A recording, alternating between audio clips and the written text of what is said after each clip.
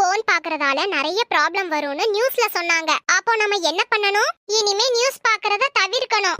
மதிய உணவை கொண்டு வந்தது யாரு? நாங்க எல்லாருமே கொண்டு வந்திருக்கோம் மிஸ். நான் ஒண்ணும் அத கேக்கல. நீங்க கேட்டாலும் நாங்க குடுக்குற